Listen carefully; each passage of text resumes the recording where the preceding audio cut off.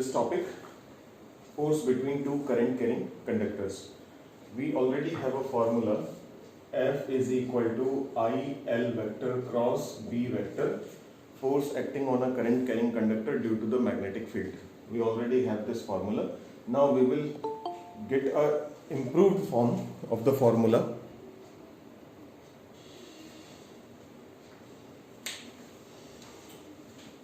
For this situation, suppose we have two current carrying conductors. Okay, so how much will be the force? Suppose this is x, x2, y2. Let us suppose that x1, y1, right? The currents are flowing in this direction, I1, I2, same direction the currents are flowing. Then how much will be the force of this wire on this wire and of this wire on this wire? How much force they will exert on each other? So we can suppose take a point here, and let us suppose that the point is P. Then the magnetic field on this will be dB2. Suppose we consider a current element here, this one, and the current element is, suppose this is I2 dL2 in this direction. We considered a current element here, and let us suppose that the distance of point P from here is R. The distance of the point P from the current element I2 dL2 is R. Then the magnetic field at P due to this current element dB2. Okay. Similarly, you can consider a point Q here, and you can consider another current element at this end. Suppose I1 dL1, and due to that the magnetic field at Q is dB1. Okay. Alright, so as a result, since this current carrying part is in the magnetic field of this one, means this current carrying part of the conductor is located in the presence of this magnetic field. So there will be a force acting on this current element, there will be a force acting on this current element, right? Now in order to find the direction of force, you will use the Fleming's left hand rule. The current is flowing upward, so you will take like this, right? The magnetic field is into the board. We have already discussed that suppose if you hold this conductor here with the right hand thumb rule, if you hold the conductor with your right hand,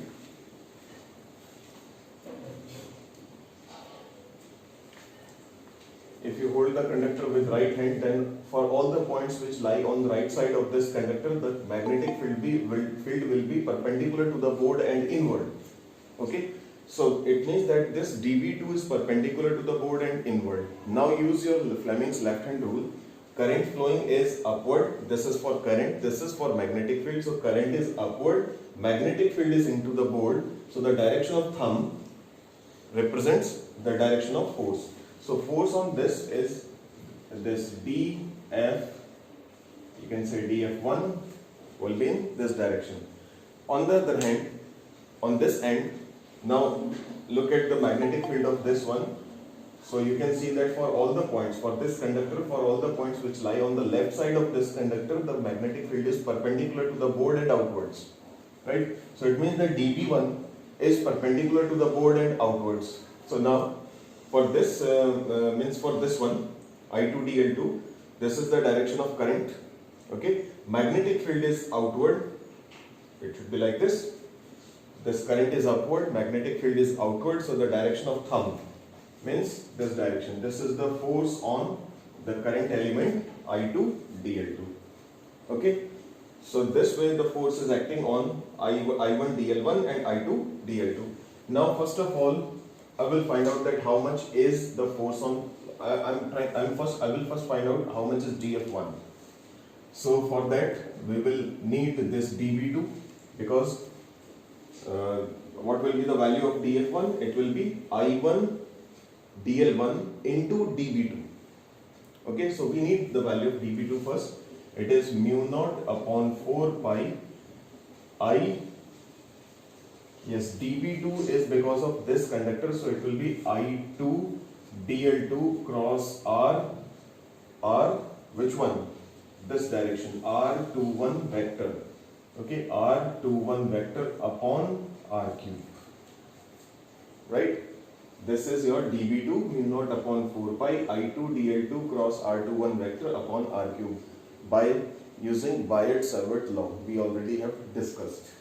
Okay, so now how much is df1? It is I1 dl1 cross dv2. Using this formula, I1 dl1 cross dv2. So it is your I1 dl1 cross mu naught upon 4 pi I2 dl2 cross r21 vector upon r cube. Okay, you can take this means this quantity, this one and this. They are being the scalar quantities. You can take them outside, you can take them common away from the cross product vector. Away from the cross product. This is a vector. You have a cross product of these vectors. So you have like this mu naught upon 4 pi I1 I2 upon r cube, and then you have the remaining part dl1 cross dl2 cross r21 vector.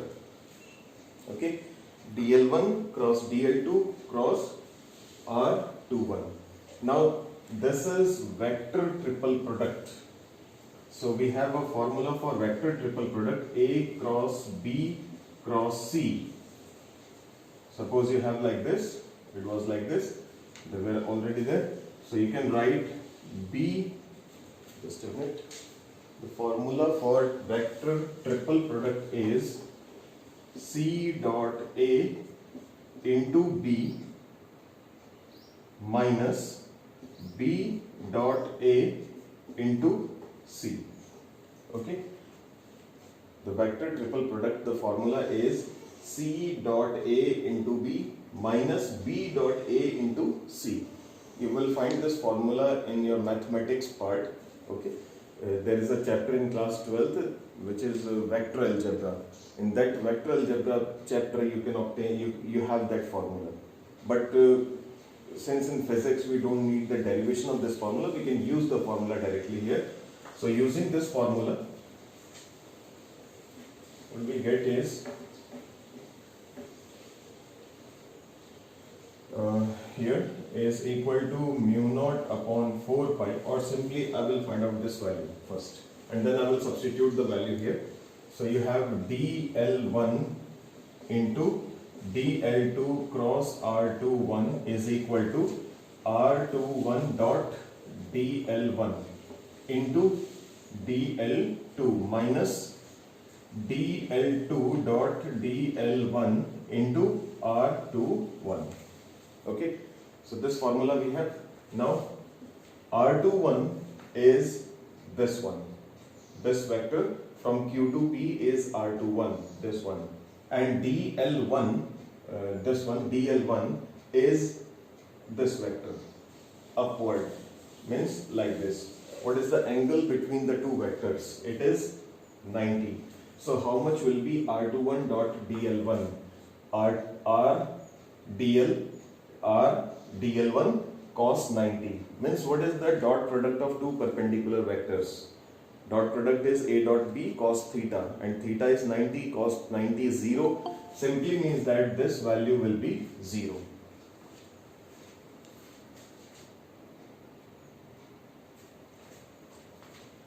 So this value is 0, right? Now what about dl2 and dl1? dl2 is this direction, dl1 is this direction, so they are parallel to each other. Why this value is 0? Because r21 vector is perpendicular to dl1 vector, and for this one dl2 and dl1, they are parallel vectors, so the dot product will be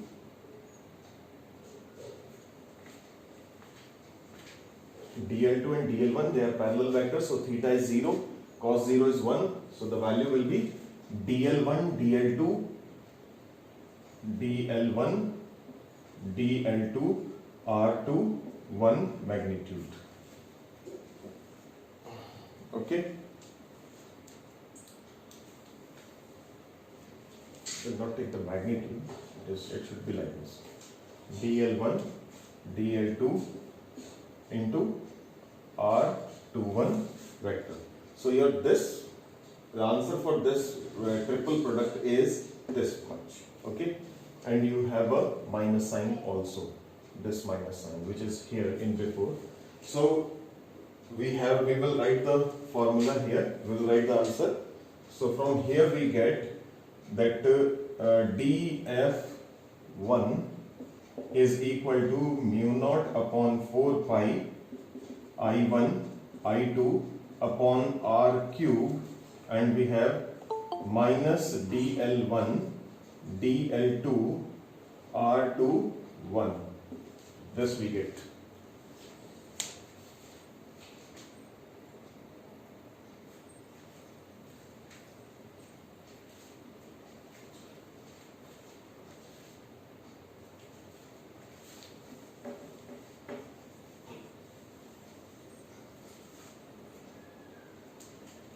So you can write minus mu naught upon 4 pi I1 I2 upon r cube dl1 dl2 r21 vector. Okay, so this is your formula for df1. Okay, this is your formula for force experienced by the I1 dl1 part, this part, force experienced by this part. Okay, now you can obtain the formula for df2.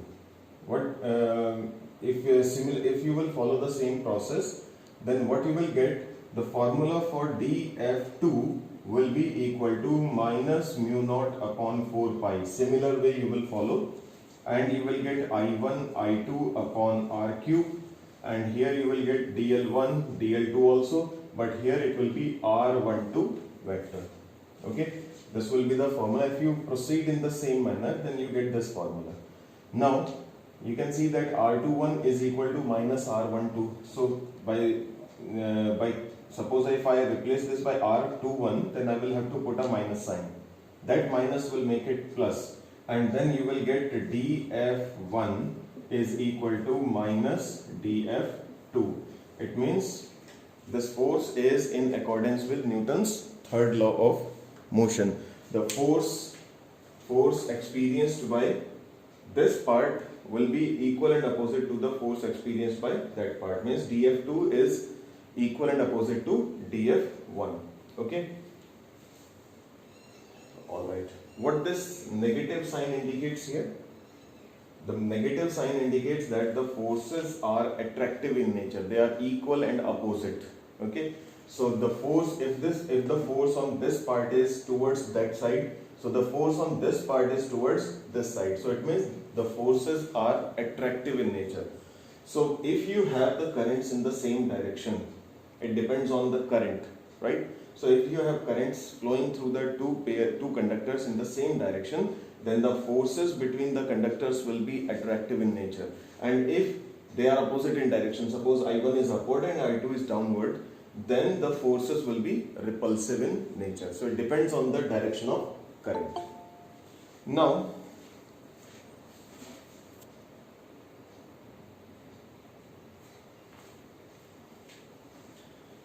from the examination point of view, they generally don't ask this part.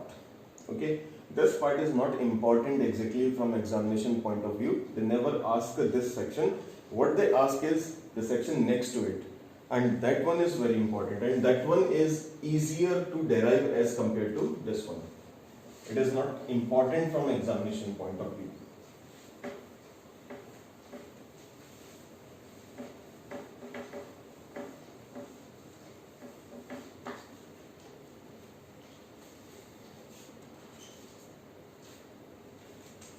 This is important. Force between two infinitely long parallel straight conductors carrying current. Suppose you have two infinitely long straight conductors. One is this, another is this one. Suppose again x1, y1, x2, y2, current I1, current I2. Currents are flowing in this manner. So you consider a point, suppose P here. So the magnetic field of this wire, now we already have the formula for magnetic field due to a straight infinitely long wire at any point. Just after the Biot-Savart law, we obtained the formula, we improved the formula in two different cases. One was when we have an infinitely long straight wire. That time the magnetic field was B is equal to mu naught upon 4 pi 2 I upon R. That we have already obtained for infinitely long wire.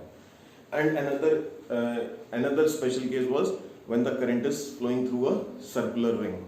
Okay, so these two cases we obtained. So from that case, you can easily find out that how, if this wire is infinitely long, so the magnetic field at P will be in this direction, and what will be the magnetic field? It will be B2. Okay, B2. Now I am not taking dB2 because we have the formula for this B, the magnetic field due to the whole infinitely long wire. So how much will be B2? It will be mu naught upon 4 pi 2 I2 upon R, where R is this distance, the perpendicular distance between the wires. Okay, so B2 equals to mu naught upon 4 pi 2 I2 upon R, or you can write mu naught I2 upon 2 pi R. Okay, this is B2. Now, how much will be the force here? What is the formula for force? It is F. Suppose the force is acting on this part is F1. So F1 will be I1 dl1 cross your I1 dl1 cross R21 vector magnitude, right?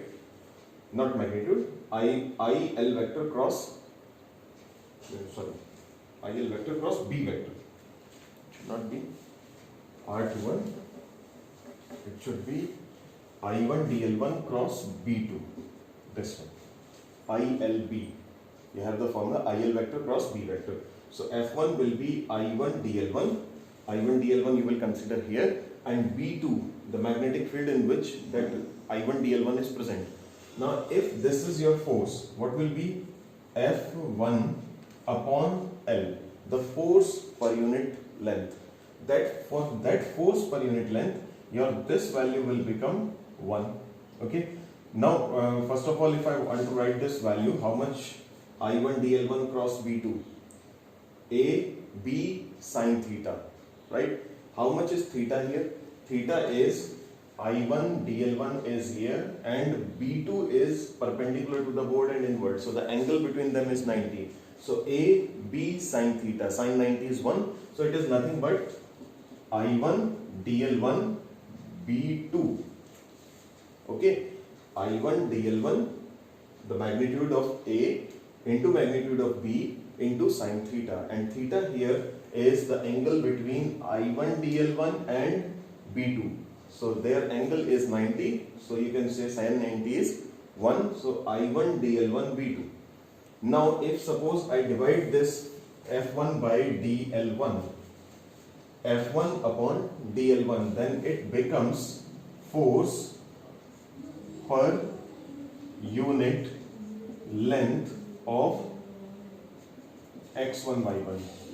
dl1 is the length. This force is acting on dl1 length. Okay, so if I divide this force by dl1, we do not get the force on the wire. What we are getting is force per unit length of the wire, x1 y1. So it will be equal to I1 B2. Okay, this dl1, we are dividing both sides by dl1, so here dl1 will cancel and here you get F1 upon dl1. So this is your force per unit length on x1 y1 is I1 B2. Now how much is B2?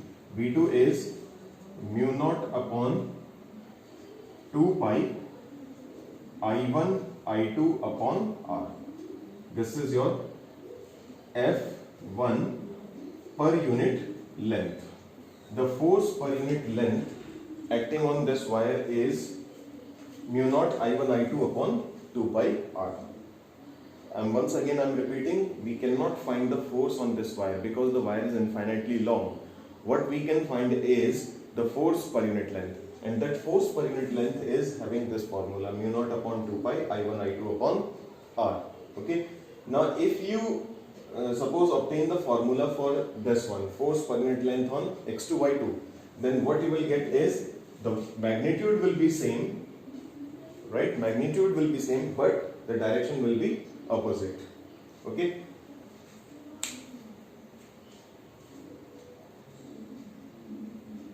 Alright, so but this is your important derivation from examination point of view, right? Second thing is, what you have to do is just simply you will have to remember that you cannot find the force. Okay, what you can find is force per unit length. Force per unit length between two infinitely long parallel straight conductors. You have to find out B2. Now your first conductor is placed in the magnetic field of second wire, and second wire is placed in the magnetic field of first wire. So you just find out F1. For F1, what you will use? B2. F1, I1 dl1 will be there because it is the part of x1 y1, but the magnetic field is of B2. So you write now the angle between them is 90, so AB sin theta, sin 90. Sin 90 is 1, so you write A into B. Now this, if you divide both sides by dl1, what you get? Force per unit length on x1 y1, and here dl1 will cancel and you get B2 I1. Now replace the value of B2 here, so you get mu naught I1 I2 upon 2 pi R. Okay. Now once again remember that if the direction of currents are same, if the currents are flowing in the same direction, then the force will be attractive in nature, and if the currents are flowing in opposite directions, then the force will be repulsive in nature. This you will have to remember. Okay. Now from this formula, this one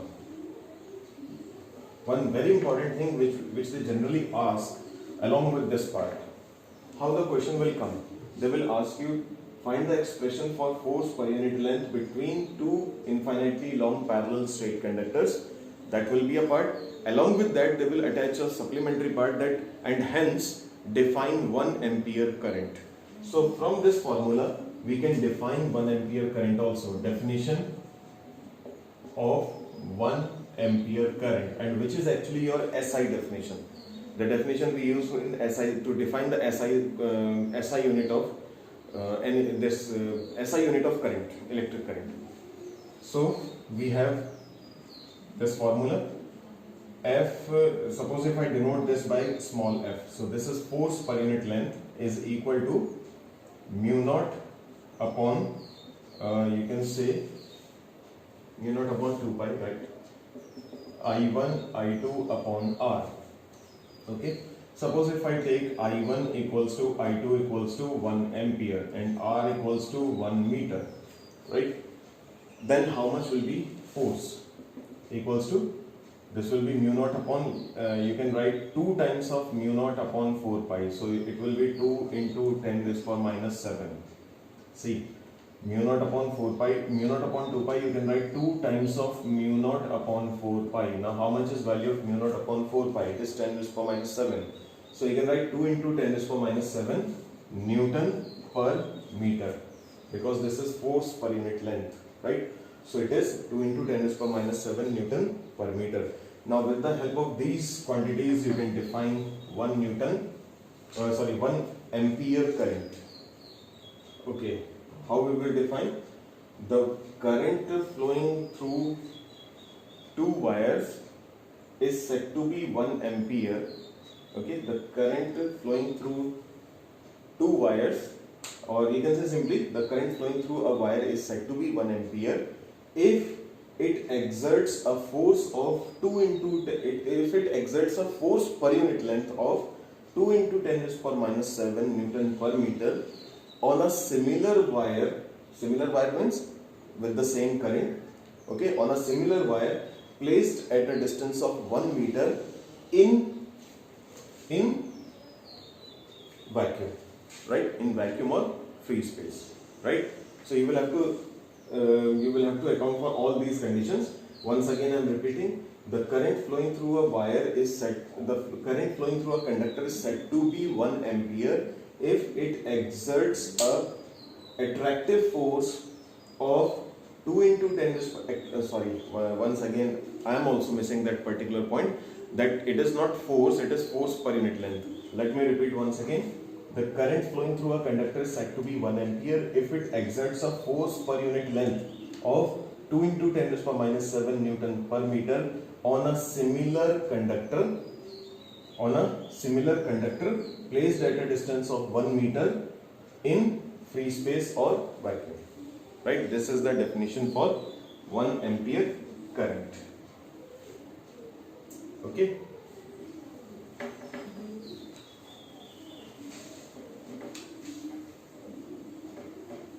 So this was about the force between how two parallel current carrying conductors will exert force on each other.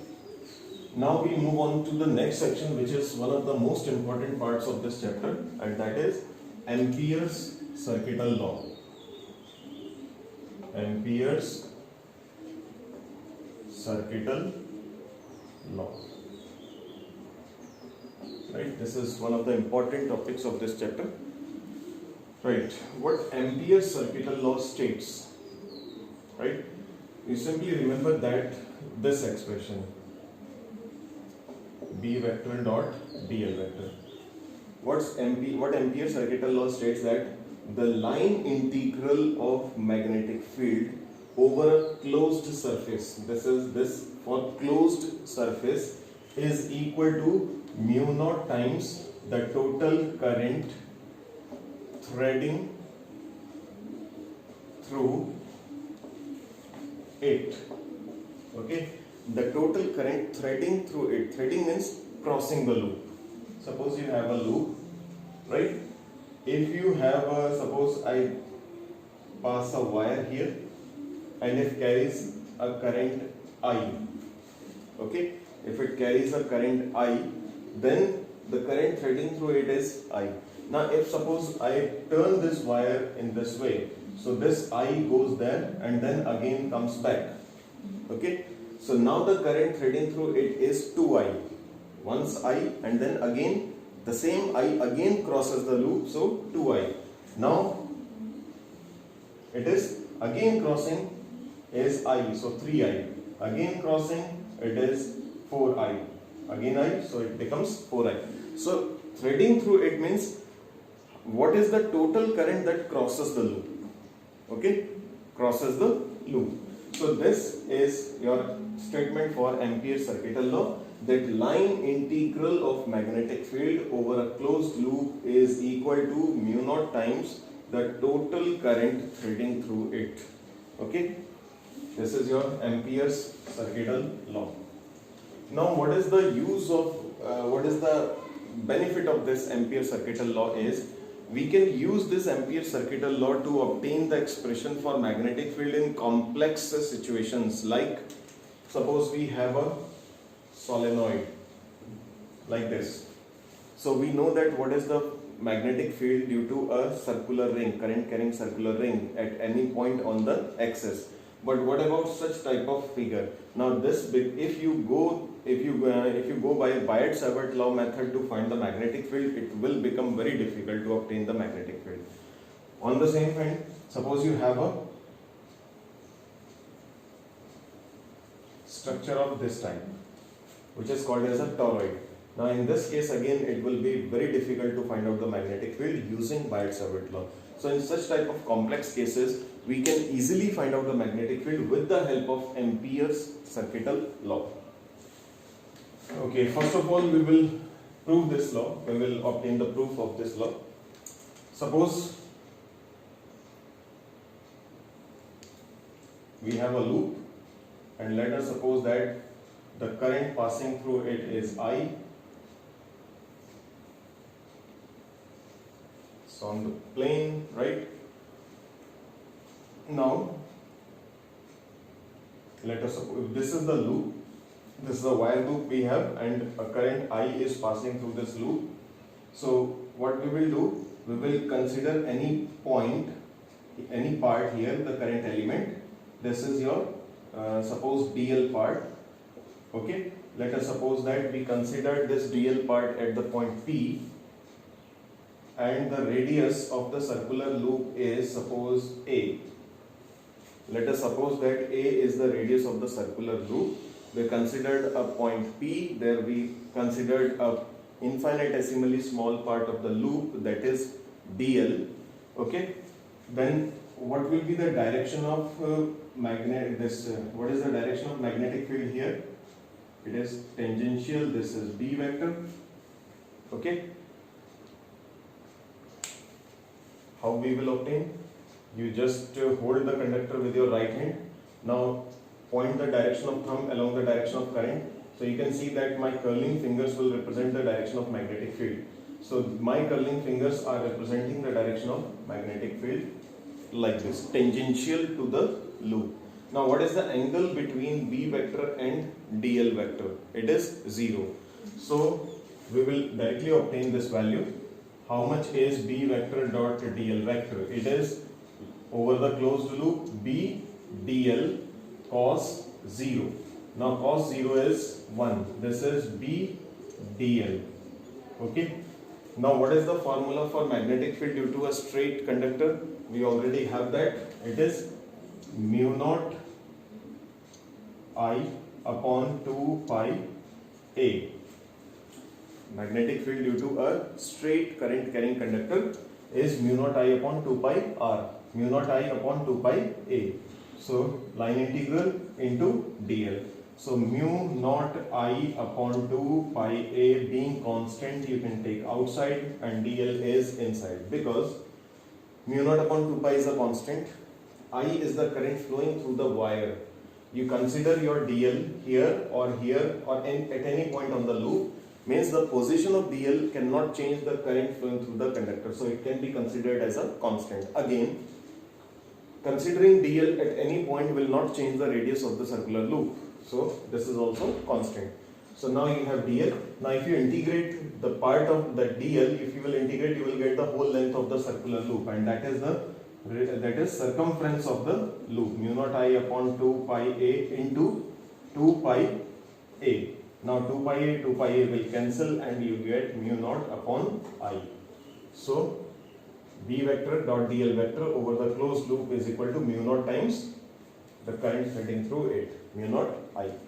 Okay, this is a simple derivation in case of a closed circular loop. Right? Now, it is not necessary that we always have a circular loop. We can have some other loop also, irregular loop also. Now we will prove this formula, means that this law holds true in case of any kind of loop. Means if the loop is irregular, then also this law holds true. That we will prove now. Or you can say the generalized form.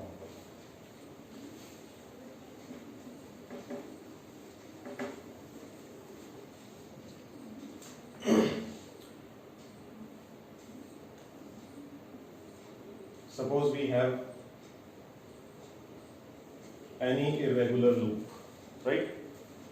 And the current threading through the loop is, suppose I is passing through it. Now we don't have a circular loop, but we can break this into small parts.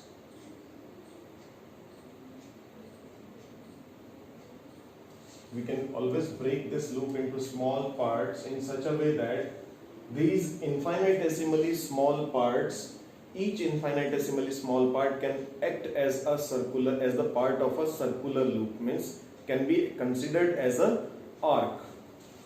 This part can be considered as an arc, however its radius is suppose R1. Okay, this is center. So this is DL1.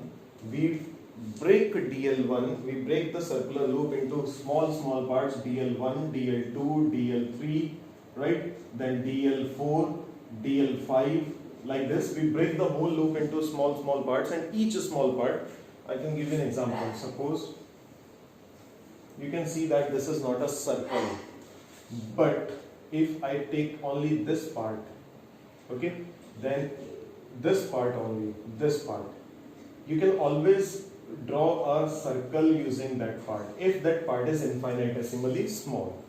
Okay, again you can take this part can again be a part of a circle if this part is infinitesimally small. Means, once again I would like to repeat here that we have a irregular loop, but the infinitesimally small part can be considered as the arc of a circular loop, right? However, the radius will be different. Suppose dl1 have radius r1, dl2 have radius r2, okay, dl3 have radius r3. So different radius you have, you can consider them as the parts of circular loop of different radius, right? So we have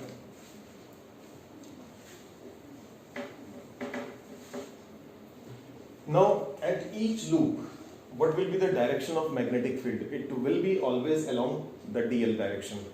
dl direction is this, so the magnetic field is also this. Means the angle between B vector and dl vector is always going to be 0. So how much is your B vector dot dl vector? You can say that this is equal to B1 dot dl1 plus B2 dot dl2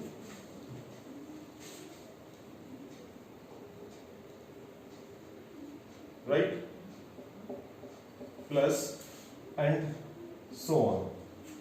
Means you are adding all of them. You are adding all B1 dl1 plus B2 dl2, B3 dl3. You will find all these separately and you will add them. Then you will get the total integral over the whole loop. You will get the whole loop, right?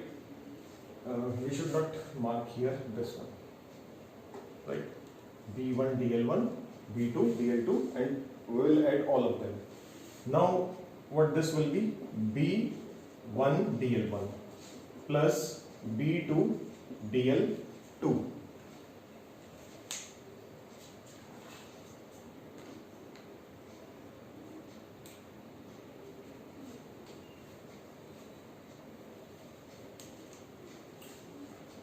okay, plus B3 dl3 plus and so on.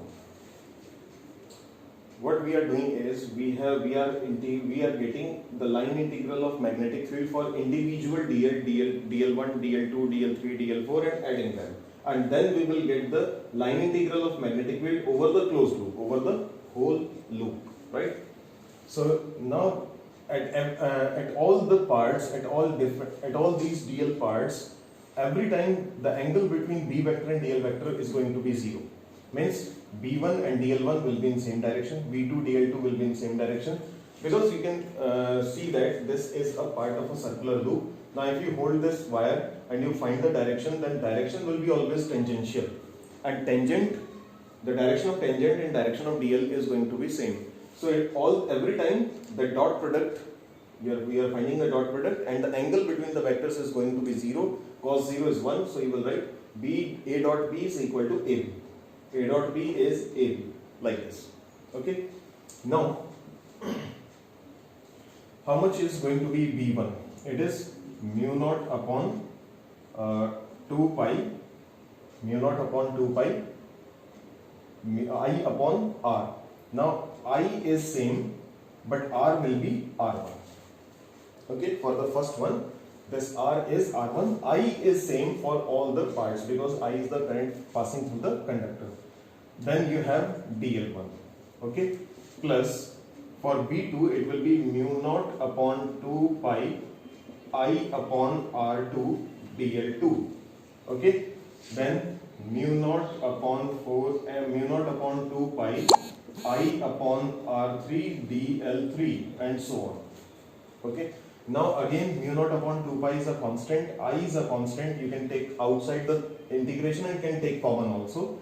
So mu naught I upon 2 pi, right? And you have dl1 upon r1 plus dl2 upon r2 plus dl3 upon r3 and so on, right?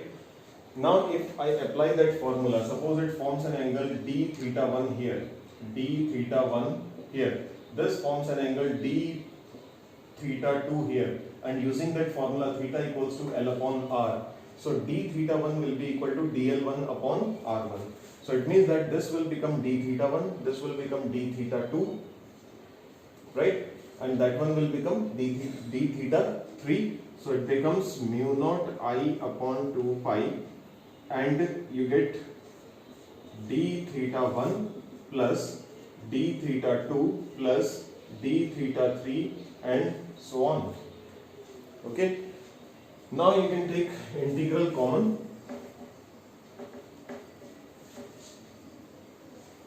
Using that formula, integral of a plus b is equal to integral a plus integral b.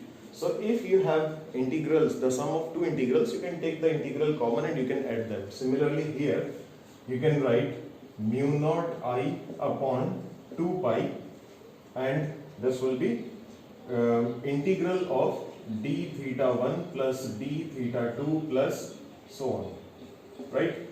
Now d theta 1 is this angle, d theta 2 is this angle, d theta 3 here, d theta 4, 5, 6, 7, 8. If you will add all of them, then you are going to get a complete angle at the point O, and that complete angle will be equal to 2 pi. So it means that this sum is going to be mu naught I upon 2 pi into 2 pi. This sum is going to be 2 pi. 2 pi and 2 pi will cancel and you get mu naught I. It means that this Ampere's circuital law equally holds good for any kind of loop. It is not necessary that it is going to be true for a circular loop only. It holds good for any kind of loop, any irregular loop. Okay, this is the derivation of Ampere's circuital law. Okay. Now next will be the applications of Ampere's circuital law to obtain the magnetic field due to a solenoid and a toroid.